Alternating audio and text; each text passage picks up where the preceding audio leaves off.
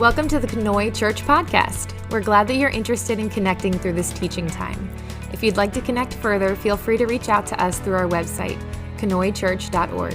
For now, enjoy this teaching from Knoy Church, where our mission is to lead people into a growing relationship with Jesus Christ.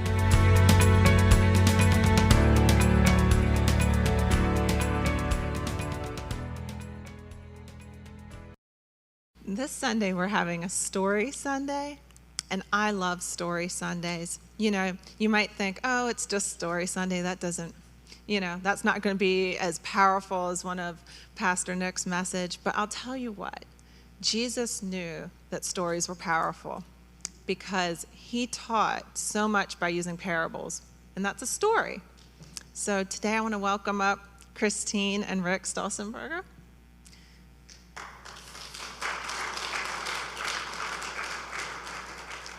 And they're going to tell us their story. I've had the pleasure of being friends with Chris because she's part of Our Lady's Bible study, and so I've heard her story a little bit already. But before we get started, I just want to have a prayer with them because it's a big deal when you tell your story. So, Heavenly Father, I just thank you so much for Christine and Rick. Thank you for working through their lives. And thank you for giving them the courage to tell their story, because you use us to show others your love and how you work through lives. And I just ask that you be with them as they're telling their story, that they would tell exactly what you know that people need to hear. In your name, Jesus, amen. Okay, so let's get started. This is Christine and Rick. It's on? Good. Yeah, Chris is like, do we have to use a microphone? I said, yeah, it's not my favorite thing either, but we'll use it. But yeah, do you want to start off just by telling a little bit about yourself? I grew up one of 5 children.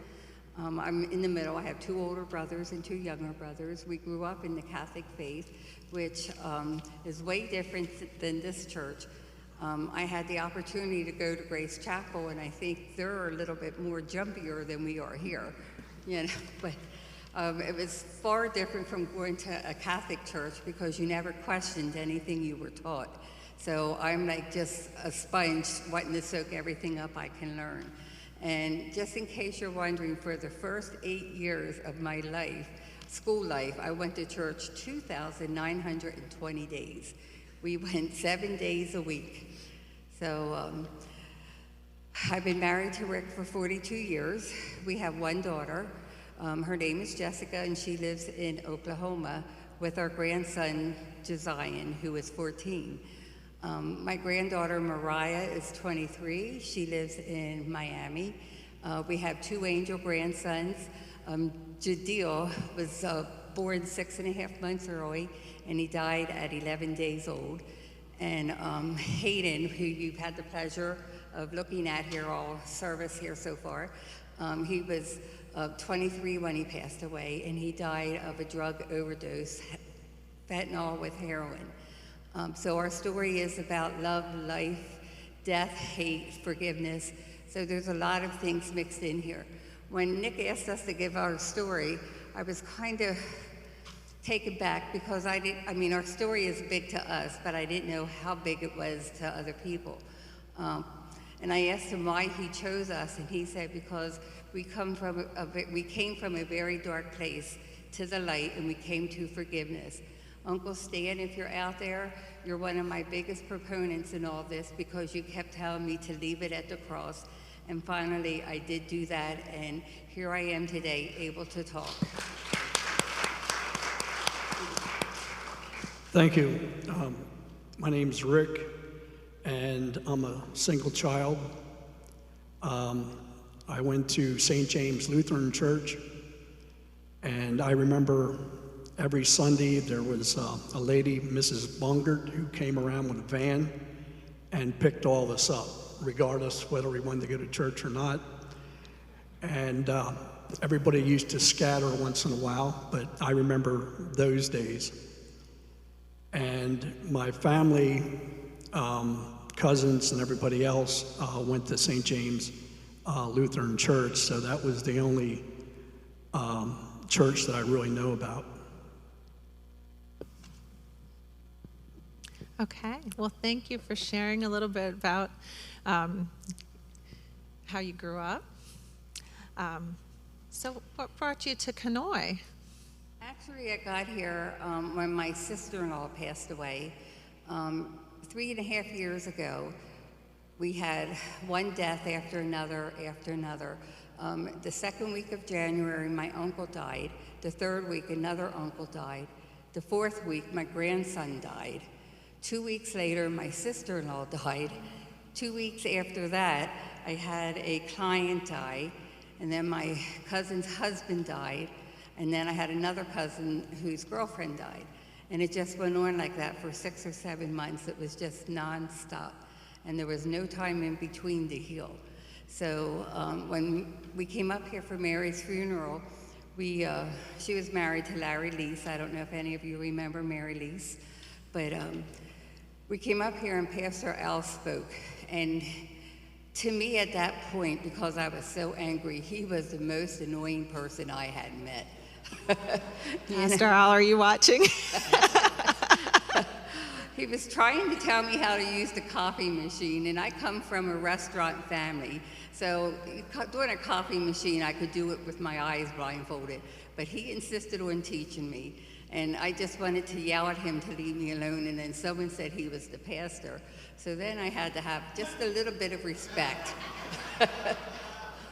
But Al was great. He came up to me and he said, I understand your grandson died 2 weeks. How is everything going? And I said, not real good.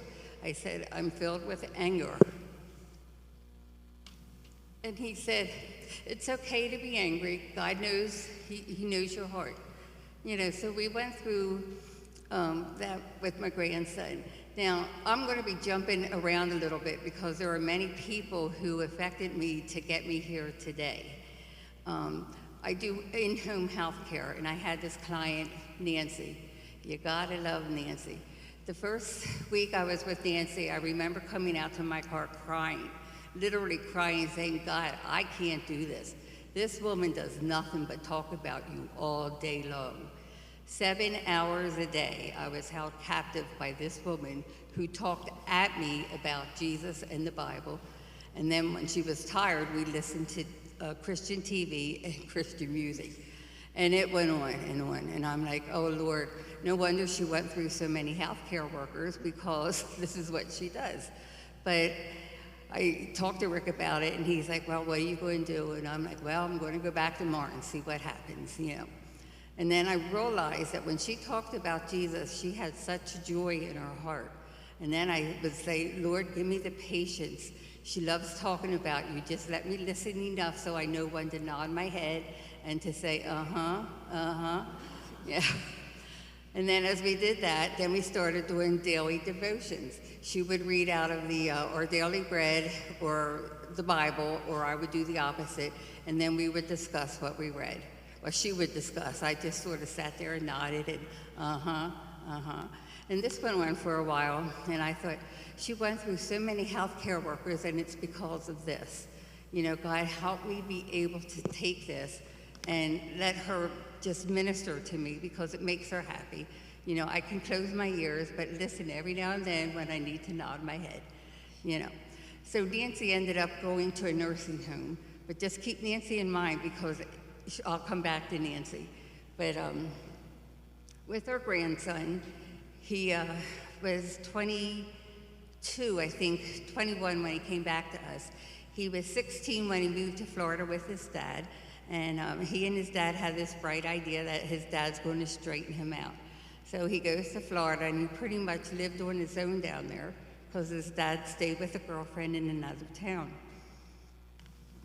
So Hayden, I guess, chose the wrong group of friends, and he got into the drug life. And he did a lot of drugs down there, so many drugs. We were just astounded when he would talk to counselors and say what he was doing down there. And we helped him, and he came back and he was clean for 2 years. 2 whole years, we thought, man, we got this down.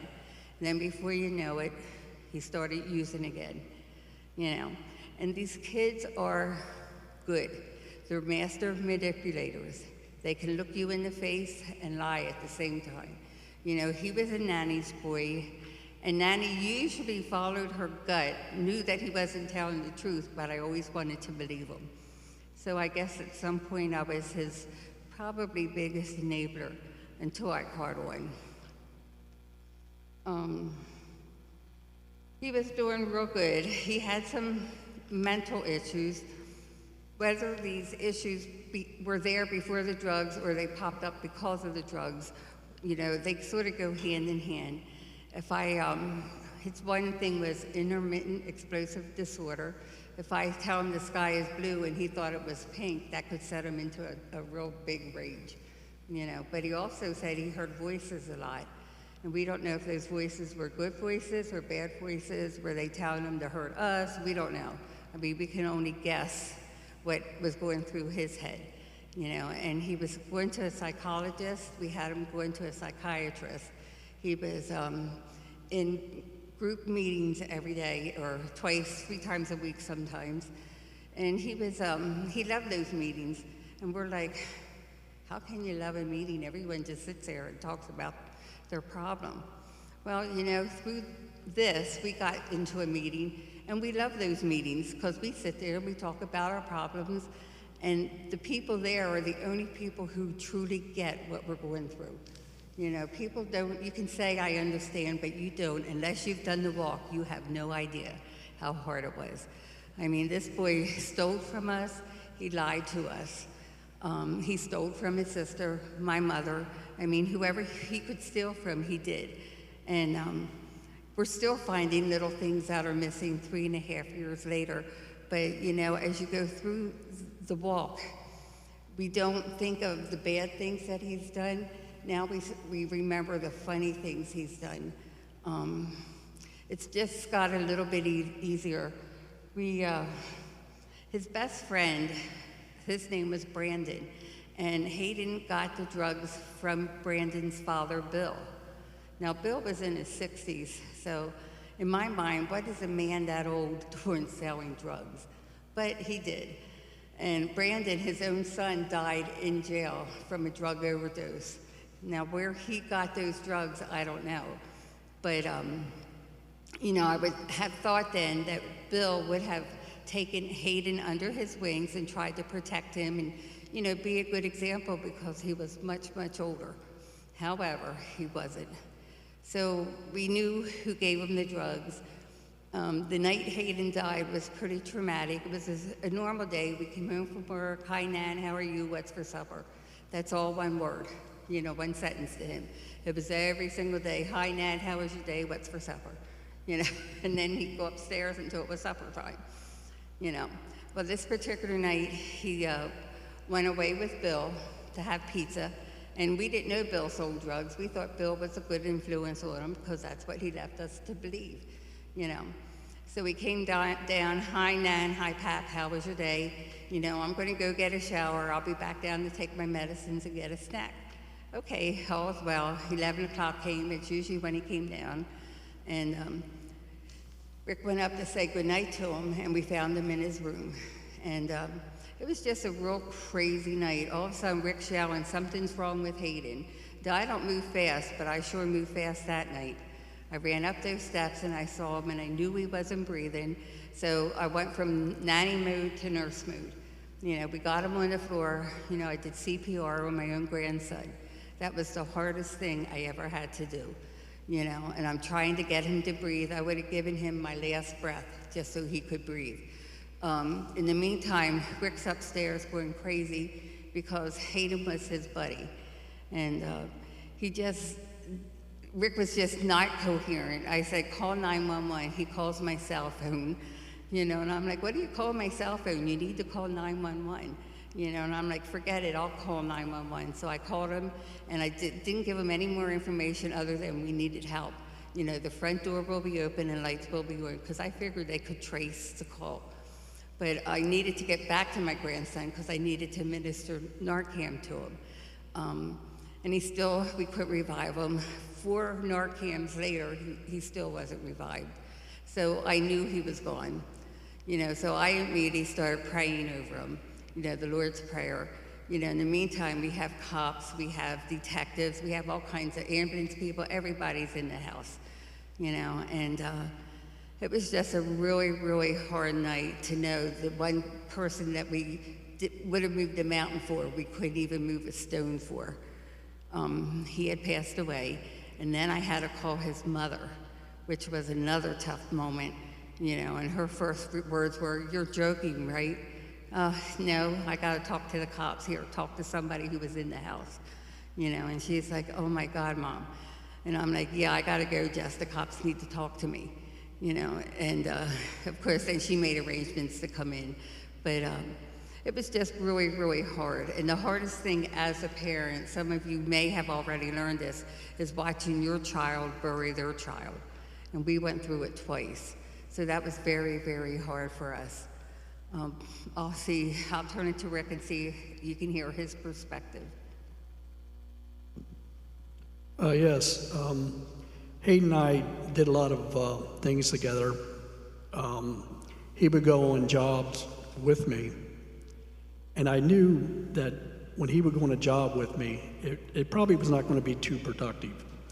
We would hang out, he would call it hanging out, and I knew my day would be short, but we were always going around, and he would always tell me that, this is unsafe, that is unsafe, what I'm doing, but that's what he did. The one day we were working on a building, and we're inside the building, and he puts on a hard hat, and he says, "Pat, put your hard hat on." And the next thing you know, he goes, "Put your vest on." And I put my vest on, and this is something that you would be outside to prevent any kind of cars hitting you. And I couldn't figure out why I'm inside here. Surely I'm not going to get hit with anything. And then he would just laugh about it. And then it was always ahead of schedule about taking lunch breaks. We would do that. He goes, "Let's go eat, Pap." And I said, well, of course, he could talk me into just about anything with that. And we traveled different towns. And I used to take him to the meetings that he would go to. And to this day, I drive sometimes around some of those blocks where he went to the meeting and I would remember, different things. Or I would be driving down the highway, just casually looking around, and I would all of a sudden, we call them grief quakes. It would hit me like a ton of bricks that I would just start crying, and then it would pass, and that happens continuously. It's not as abrupt or as sharp as the pain once was, and for the longest time, I had things that were passed down to me, like jewelry from my father and stuff, and of course, all that was stolen. I had guns, everything stolen. And for the longest time, I was just like, this is incredible. How can you do this? And also, he forged a check. Had my handwriting down very, very well. And I remember him sitting at the computer, and I thought, what is he writing and stuff continuously? And he was actually practicing my handwriting. So, but then after all that, myself, I thought these are all material things. And it is true that all the bad things that you once thought about pertaining to him, they have disappeared. I do not think anything bad about any of that. And I'm very calm and in a good place in my heart with that. And that took, well, it's been like, say, 3.5 years. But I look back at the very beginning, and just the anger and the just being depressed and just all kinds of emotions that were going through, and I thought I would never get through that. So I did, through God's help, and also I would like to say Stan, he told me, he said, "Hey, Rick," he goes, "let's go out for breakfast," and I'll never forget it. And I didn't feel like doing anything. And we went out for breakfast and stuff, and we chatted and stuff, and it helped every little so much, you know, but it was that somebody was out there. So that's how things kind of got started.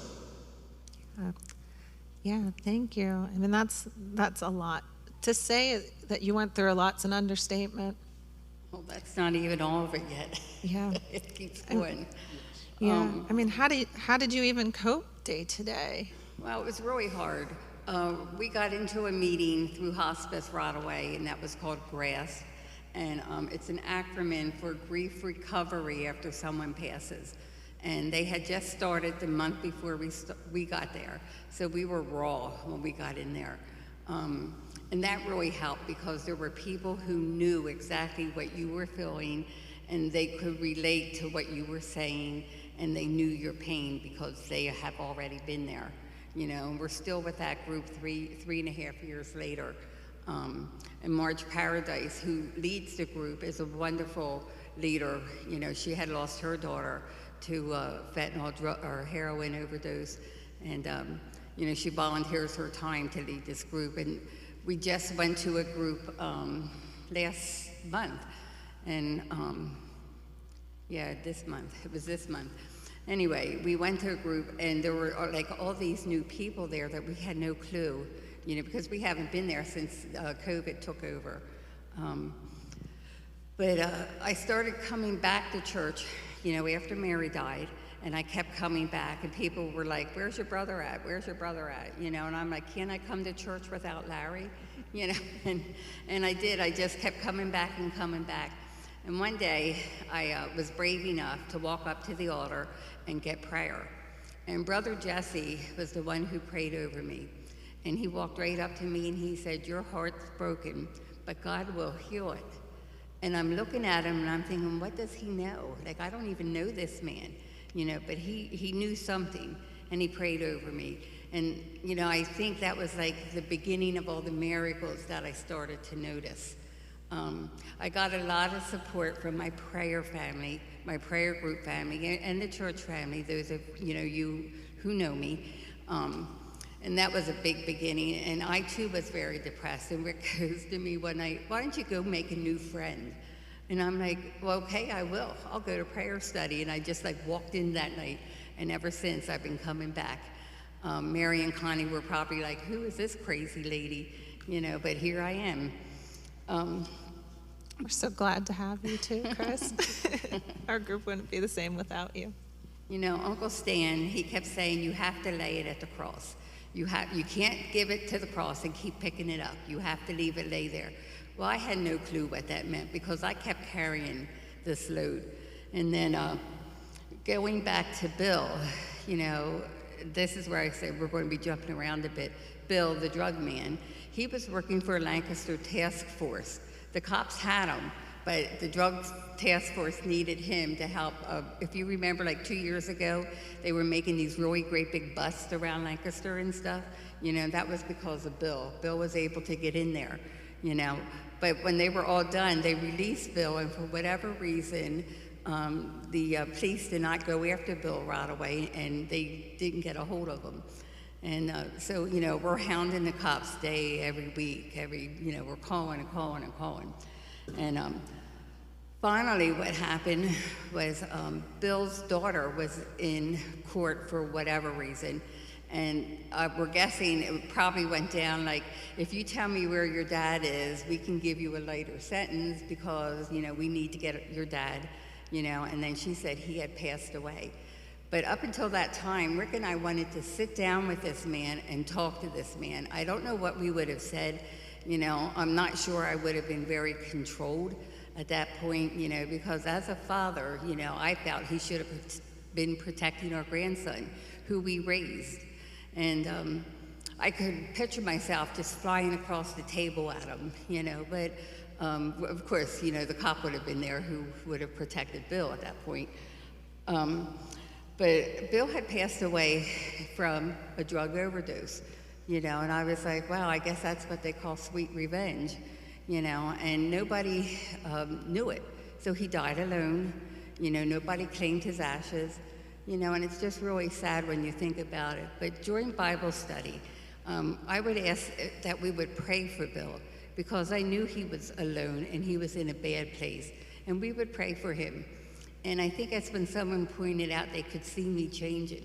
But in the meantime, coming back to church, and I would go home and I would pray for Rick that his heart would start to heal. And it did, because one day he said, "Can I come to church with you?" You know, and then we've been coming ever since. But talking about forgiveness was really, really hard for me. I don't know if I'm just stubborn or if I just didn't understand the way God works. I am stubborn, you know. And I'm sitting there, and one week Kyle did a whole group of songs that just had me in tears the whole time. And then Pastor Nick got up, and it seemed like the light shined right on me as he was giving his preaching. And, you know, it was like, I don't know if you ever felt that way, that whatever he says is directed to you and you alone. And then he kept saying in this one sermon, you can't love God if you have hate in your heart. And I'm thinking, oh yeah, you're wrong, because I love God and I do hate this guy. You know, I hate this guy, I hate his dad, I have lots of hate in my heart, you know. And he kept saying, like throughout the thing, you cannot love God if you have hate in your heart, you know, and that just resonated with me. And slowly from that point on, I was like, okay, I'm putting it at the cross, you know. Bill, you're at the cross. I can't do anything with you anymore. I don't want to hold you in, you know, in my mind or in my heart. I just need to release you. And the same with Hayden's dad. You know, he did a lot of things that were really bad. And one of the things is he threatened everybody at the funeral, when we were planning the funeral, that we had to have undercover policemen come to our funeral. I mean, we're a nobody with like 4 or 5 undercover cops at the funeral because we weren't sure what would happen.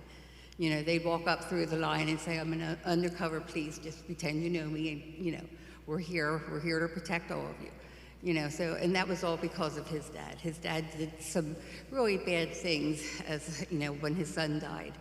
But forgiveness, how do you forgive somebody who at the one last time of this kid's life, he could have stepped to the plate and did it, you know, and he caused us so much grief that we were to the point of getting a lawyer to go to court so that we could bury this child, you know, and it was just really, really hard. And I said to Rick, I don't know if it was yesterday or something, I said, you know, I said, as long as I don't think about Johnny, I don't hold this hate in my heart, you know. But I don't think I really hate him. I just think he was so misguided, and he too was hurting. You know, he lost his son, and I guess I never thought to look at it from his point of view, you know, and I don't know, to us, he just wanted to have a funeral as cheaply as possible so he could have a party, you know, and that was just gone against everything I believed in.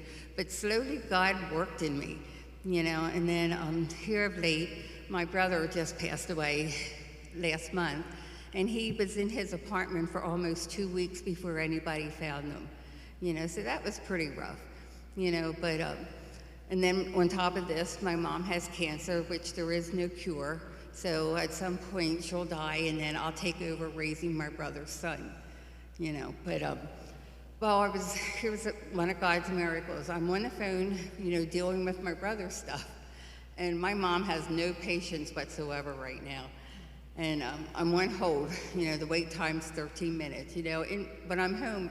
13 minutes is nothing if I go to my office, because I can do paperwork, I can do all kinds of stuff.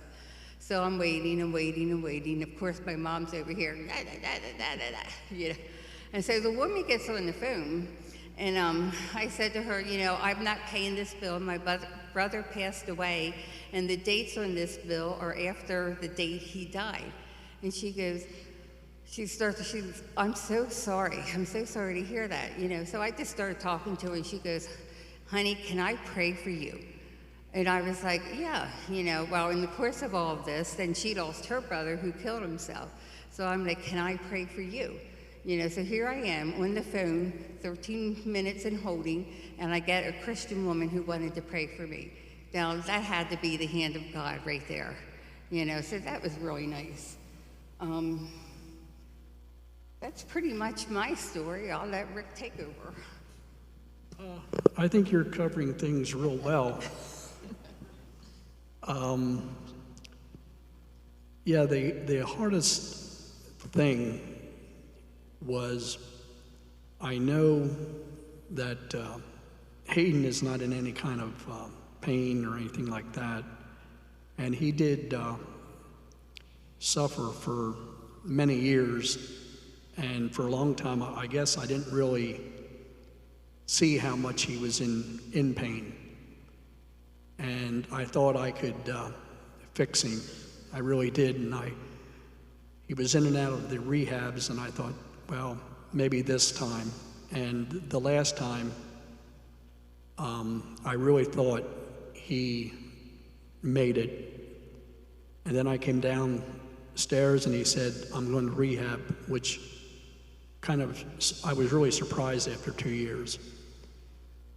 But then when he came out, he was not really the same person. He was all secluded all the time in his room. And to this day, in his room, we have his ashes there. His picture is sitting on one of the tables. And what I do every night, I go up, and I turn the light on.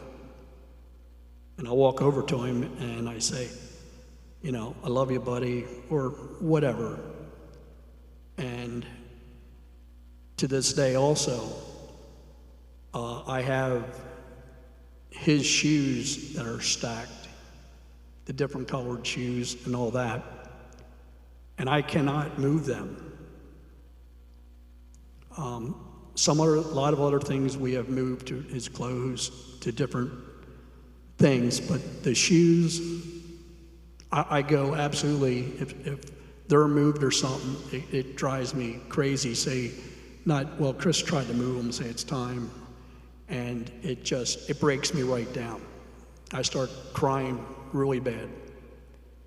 And then there's an old beat up plastic snow shovel that he had as a kid.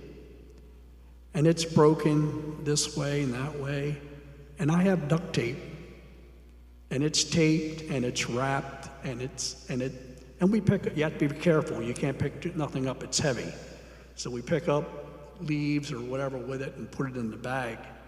And it's things, that's another thing. Or his fishing rods that are in my shop. They are there. So these things, when I come in the shop, I see this or whatever. There's little remembrance of the different things that he did in his life. And he enjoyed fishing a lot. And of course, we have pictures of him, catching trout. And I always look at them and I see how happy that he was. So, and that's where my mind is always on that happiness with that. It's never the other way, which I was month after month. I didn't know what I was doing. And I could honestly say I saw Chris changing, and she was going to church, she was being very active, and I was like, I'm getting nowhere. So I came up with her and stuff, and of course I've been here ever since.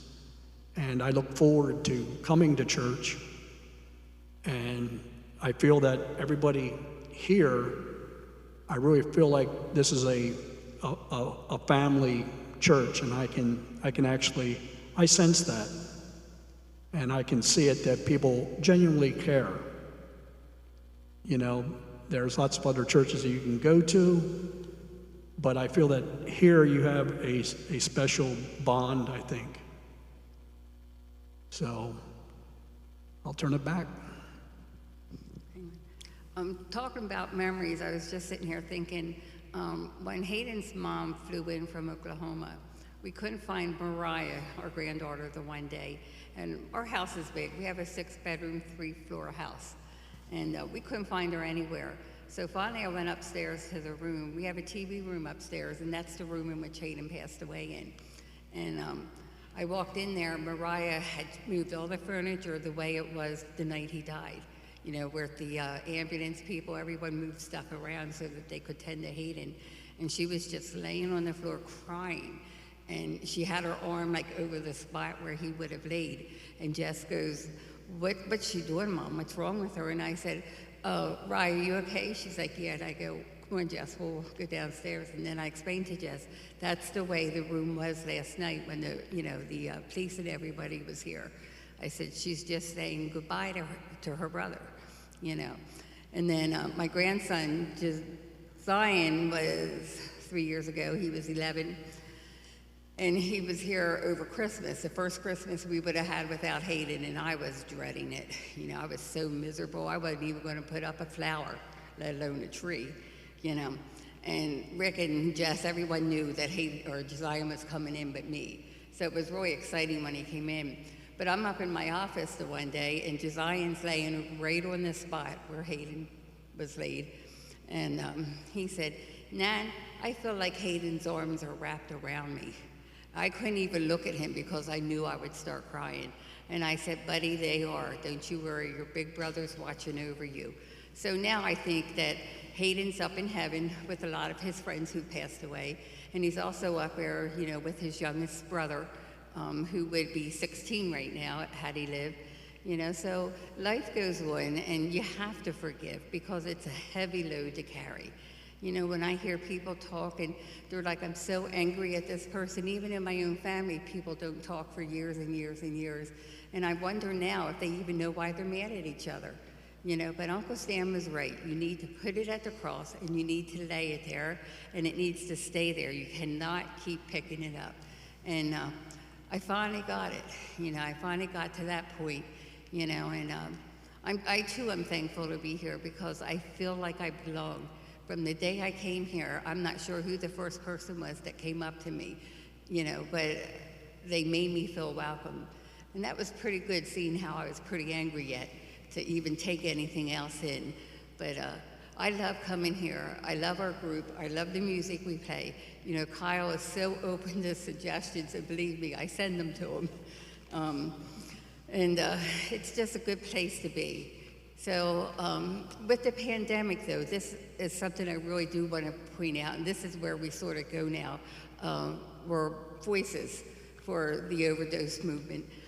Since the pandemic came and everything shut down, there were more deaths in this year and a half of the pandemic than there were the last 3 years prior to the pandemic that had to do with drug and alcohol awareness. I mean, it was just crazy when the numbers popped out there.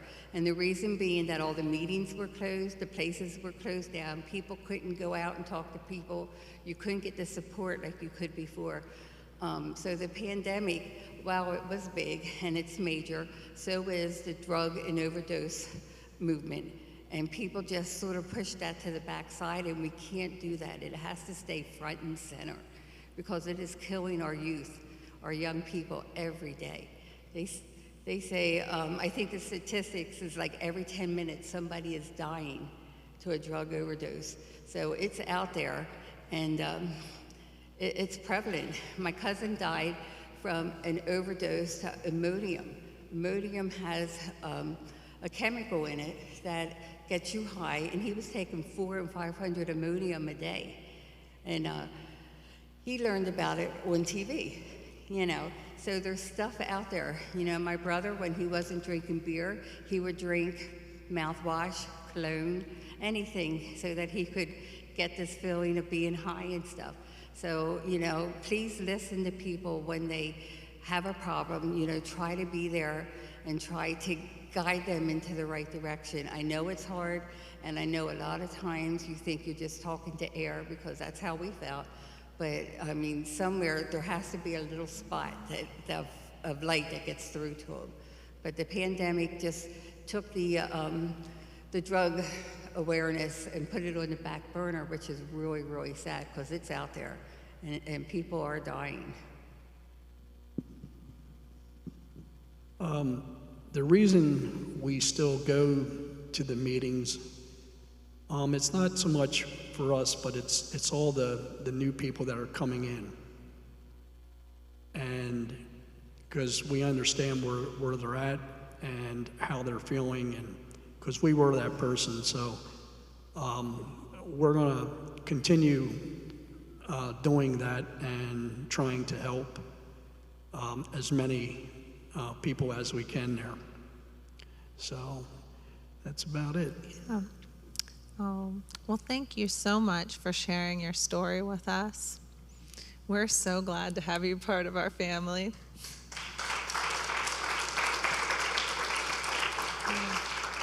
And it's just amazing, because you've been through a lot. You know, you've been through deep valleys, you know, and God doesn't promise that life's going to be easy for us. You know, you've been through valleys, you've been through rough places, but I think you've felt him I know you have, Chris, felt him there with you, and that's just so awesome that he can take things that are so hard, so tragic, and then use it for something good. You know, the way that you're advocating for, you know, people with these drug problems, the way you're continuing to go to the grief meetings and helping others, you know, and sharing God's love through yourselves. That's just so awesome.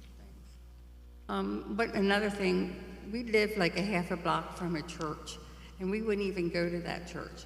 So one day I said to Rick, how come that if all the people walking down to that church look happy? I want to be happy like that, you know?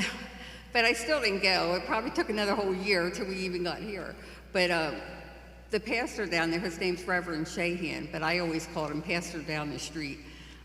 He came up because my mom goes there, and he wanted to talk with us. And he's like, we're all sitting there, you know, with this pastor, and he's like, how do you feel?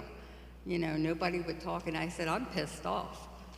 You know, and he goes, you know, and I think everyone just looked, and I'm like, yeah, I'm really angry. You know, why would God do this?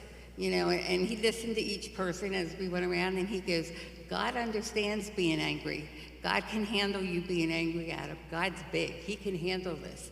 And he said, but you also need to know that our children are not our children. They're only lent to us by God. And at some point, he will take them, you know. And of course, that didn't make me feel any better, because I was still really angry. But, I mean, I get it now, you know. It's just really hard to love somebody that much, and then you don't have them.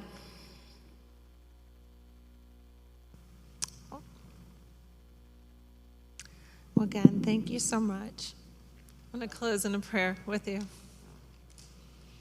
Heavenly Father, I just thank you so much for Rick and Christine. Thank you that you've brought them to us. Thank you that you're with them on their journey. We all have journeys, and their journey's not over. You still have plans for them, but you're going to be with them all the way, and just like you will with all of us through our journey. I just thank you for giving them the strength to share their story with us. It helps us as a family to grow closer to them, and I just pray that it would be even more healing for them to be able to share it. And just thank you for all that you give us, that you are so big, like Chris said, bigger than we can even understand. Thank you so much, Lord. Amen.